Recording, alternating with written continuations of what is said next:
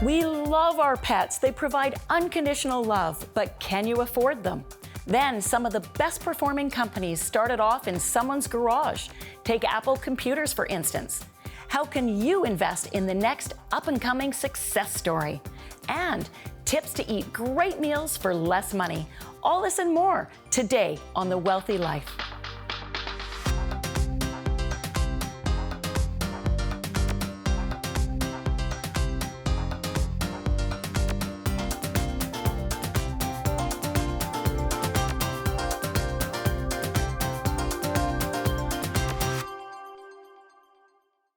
Welcome to The Wealthy Life. Pets bring us great joy, but can be very expensive.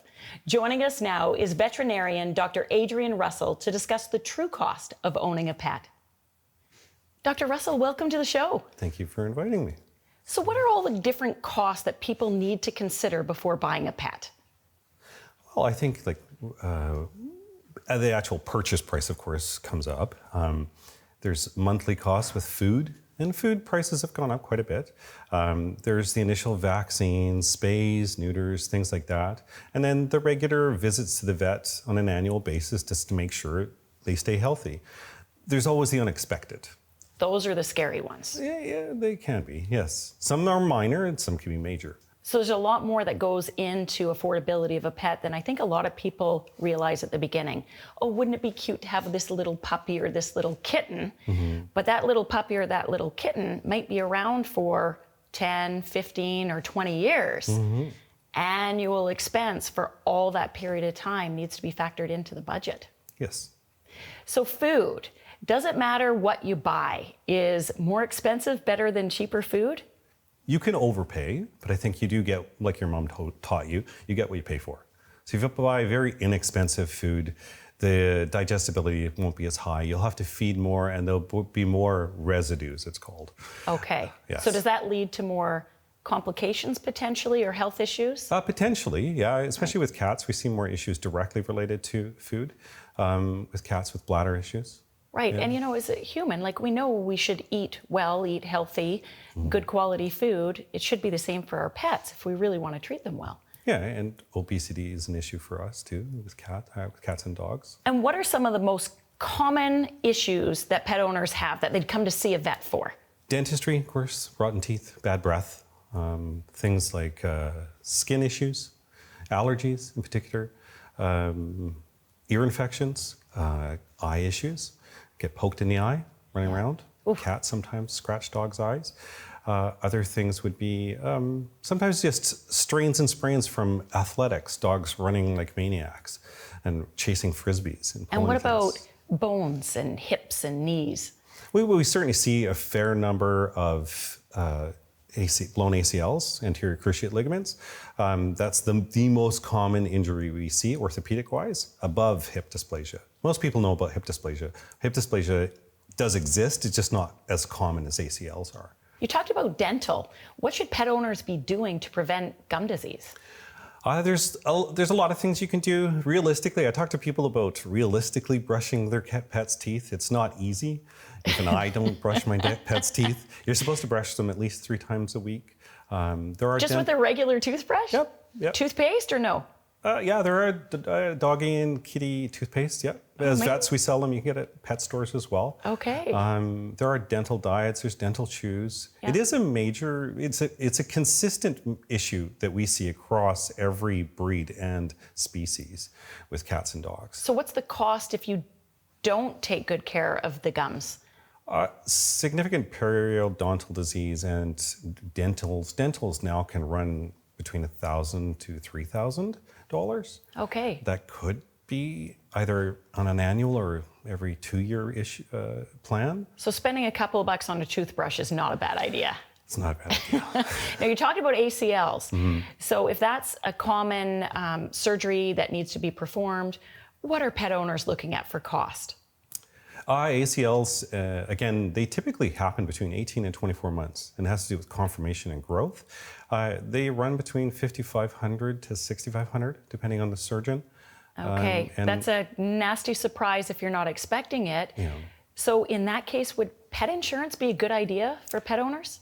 Pet insurance certainly can come into it. I think about two different ways of approaching pet insurance.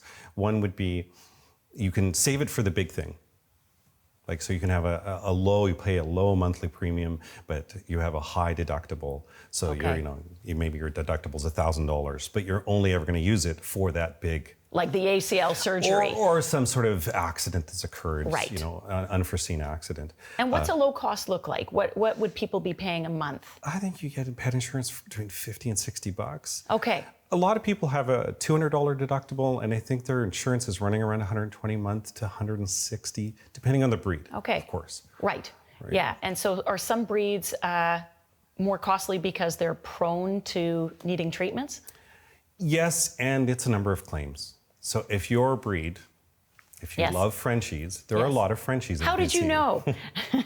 I have a Frenchie. They're popular in BC, therefore the number of claims go up, therefore they cost more to insure. Okay. Yeah. Okay. So it's just statistics. Right. So when it comes to buying pet insurance, Yeah. then they need to be aware of as low as 50, 60, maybe up closer to even 200 a month, depending on the breed. Yeah. And if you're worried you can't afford that pet insurance, maybe you can't afford the pet. Maybe you can't. Yes. Any final tips for our viewers today? I think my thoughts about it is you need to think about that your pet is going to cost you some money. It's somewhere along the line. So maybe you should budget for it. Pets bring us so much joy and love, but they can cost a lot. So it's important for people to know what they're getting into before they get into it. Yes. Dr. Russell, thank you for joining us today. Thank you so much for inviting me. And don't go away. We'll be discussing how to invest in startup companies after the break.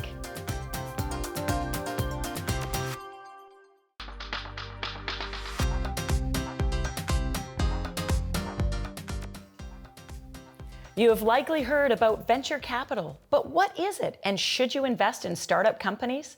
Joining us today is Julie Castro-Abrams, CEO of How Women Lead, to discuss the importance of venture capital and how to spot investment opportunities. Julie, welcome to the show. Thanks for having me. This is my favorite subject. Well, Julie, let's start off with the obvious. What is venture capital? Okay, so venture capital is people who say, listen, you have a great idea and I believe you can grow really fast, but you're going to need an infusion of money in order to grow really fast. So I'm going to give you some money in my own part of your company so that the day that you sell your company, I make money alongside you. But venture capital is in addition to money. We're all there along for the ride, helping the founder make good decisions because we've got a different, viewpoint and experience set, and just really helping them get clients, helping them get to market. Right. So it's a small business, a startup company that needs some capital to grow. And the venture capital part is buying a stake in a company. So it's, 100%. as opposed to debt, lending them money. Lending money, you may or may not get back. Investing in it, you've got an equity stake in the company, and hopefully the company does well. What percentage of startup companies do succeed? It kind of depends on what startup companies you're investing in. I specialize in investing in women. And because women get fewer venture dollars, they're actually more successful. There are more of them who have a win. So, if you think about the companies that are getting venture capital investment, we're talking about 20% have the big win. And others, may return your money, may double your money, but what you want is the companies that are going to have significant returns. So what are some of the things people should look for when investing in a startup company? You talked about women, that's a big part of it. What else? Well, venture capital is actually a professional institution, somebody who knows how to negotiate the deals and otherwise pick the right companies. And if you invest in venture capital, you are actually saying, I'm going to trust you to make great decisions for me. And you become a partial owner in all the equity stakes that venture firm takes out with those companies. So different than investing directly. When you invest yourself in a company, it's called angel investing, which is fun in concept, but it's actually a little bit harder to be successful because in my venture funds, like most VCs, there'll be 30 companies that you have a small stake in each of those 30 companies. It's diversified. And you guys have heard that when you think about your retirement. You always want it to be diversified. If you make angel investments, you're saying, I want to invest in this one company. And sometimes that company does well, but it doesn't always. And often when you're an angel investor, you're super duper early, and venture capitalists will really help a company grow through the different cycles of growth. Okay, so venture is a little bit further on. There's a proven concept. There may be already some sales and some revenue taking place, but they really want to take it to the next level. Yeah, really what you're looking for is companies usually with technology enabling really fast growth. So my venture firm, like most, is a 10-year life. That means that first I raise the money to invest, and then the clock starts going, and I have 10 years to return everybody their money, and then a lot of extra, right? A lot of earnings. And what that means is I have to, by the time I make the investment in the first 2 to 3 years, I have a shorter window. So I have to be able to see, like, can this company grow really fast and sell in 5 years?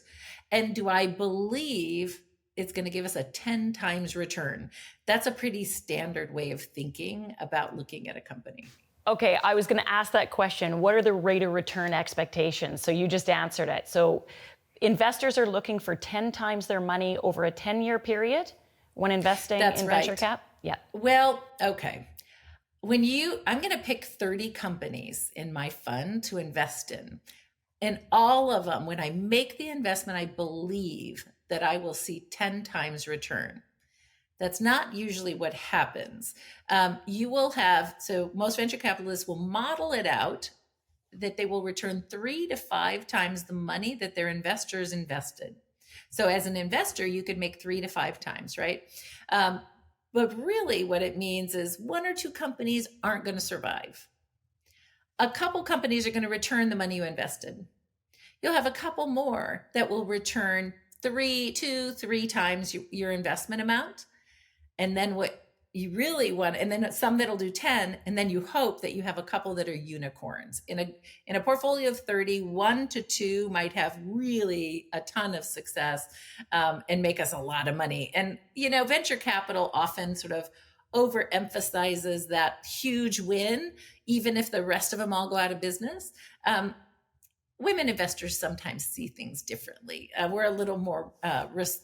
I haven't lost any companies in my portfolio, but my first 2 sales within 18 months of my firm starting was 3 times the amount that I invested. So you want to earn high returns and the potential is there, but you have to be comfortable with the risk of losing the money that you put in. Julie, lots of return potential, but also some risk. Thank you so much for teaching us what to consider. Happy to be here. And stay tuned. Learn how to reduce your grocery bill and still eat like a king when we return.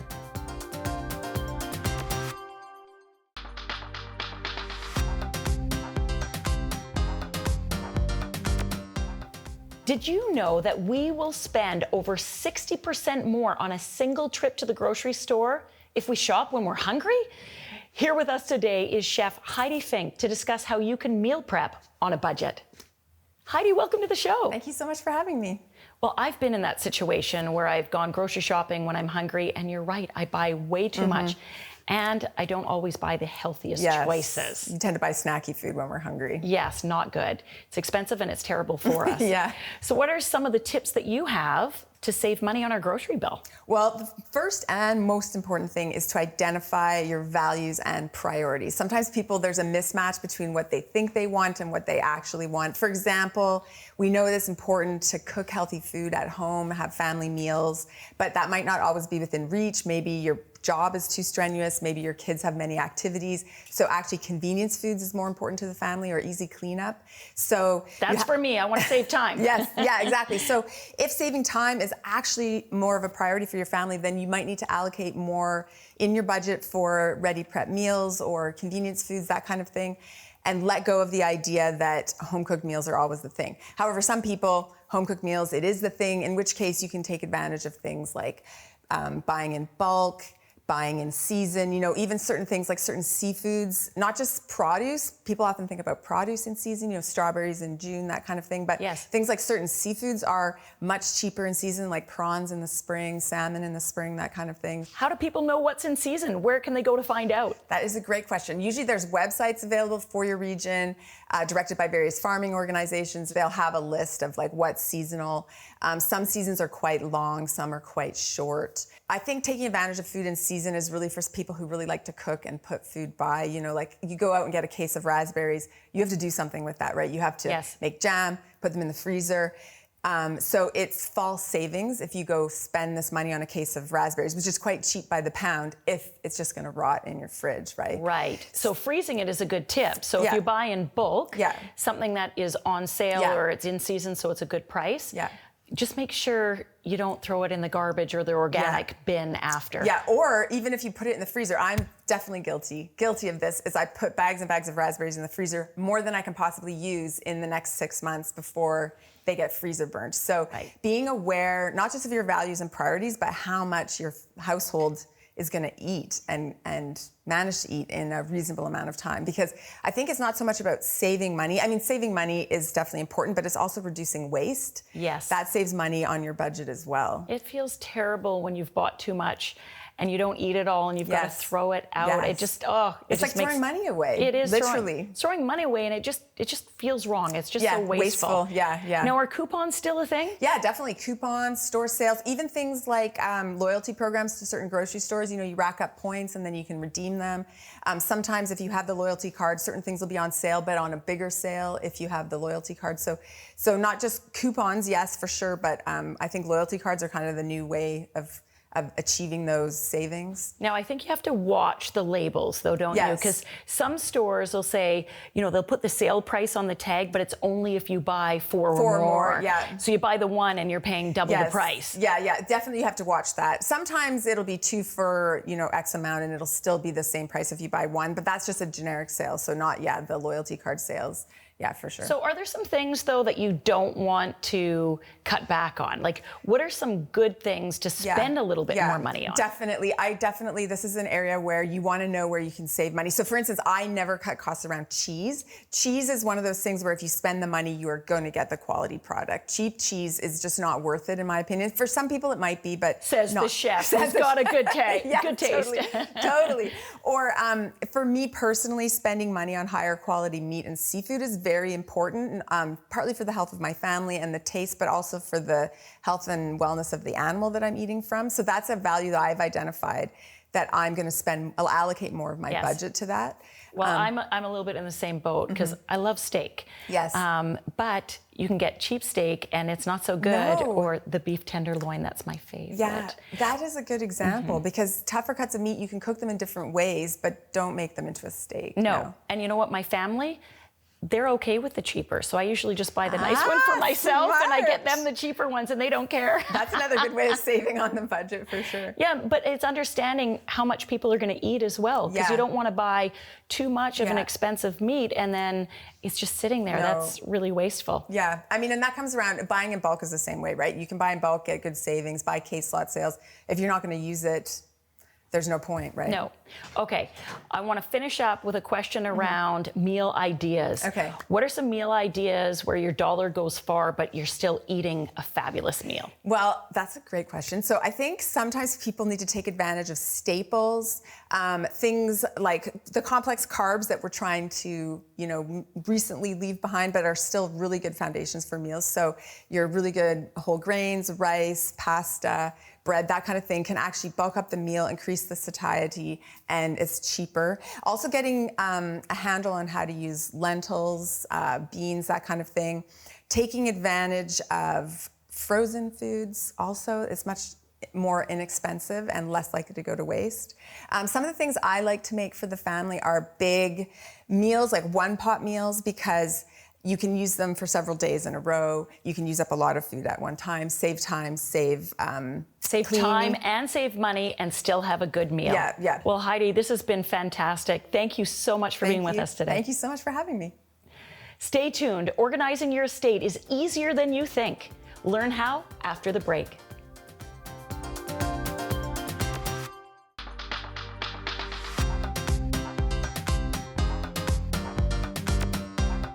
Welcome back. Thanks for your emails and social media messages. We love hearing from you. Today's question is from Isabel. Dear Sybil, I'm in my late 60s and starting to think about getting my affairs in order to make it easy on my family if I were to pass away. It feels a bit overwhelming as I don't know where to start. Can you provide any pointers? With gratitude, Isabel. Well, Isabel, the good news is by getting your affairs in order, not only will you make it easier for your family, but you're going to feel a sense of peace now and while you're still alive. There's two really important things to get you started. Number one, make sure you have a will and that your will is up to date. Within your will, you want to make it very clear on who is going to inherit your assets when the time comes. Maybe you've included a charity in there, and you need to appoint an executor, someone who's going to take control and make sure that your wishes are followed through. Now, while you're alive, you also want to make sure that you've got a power of attorney set up. If you were ever to get into a situation where you weren't able to make decisions on your own, that power of attorney is someone that can step in and help you out. Now, to feel really organized, I'm going to give you an exercise. You get a piece of paper and a pen, and you're going to list all of your assets, everything you own that's worth something. You're also going to list all of your debts. Maybe it's a mortgage, credit cards, lines of credit. List all of that out on a piece of paper. If you have any insurance policies, write it down. You also want to jot down who your executor should contact: your accountant, your lawyer, your financial advisor, your banker. And don't forget to list all of the subscriptions you have and the passwords that you use for all of those things that you access through the internet or on your computer. That's something people often overlook. To make it easy, you can go to thewealthylife.com and get a copy of our estate planning guide. This booklet worksheet will help you jot everything down and keep it in one place. And that wraps up this edition of The Wealthy Life, helping you make smart financial decisions. Join the Wealthy Life Club and you'll get access to everything you need to live your version of the wealthy life.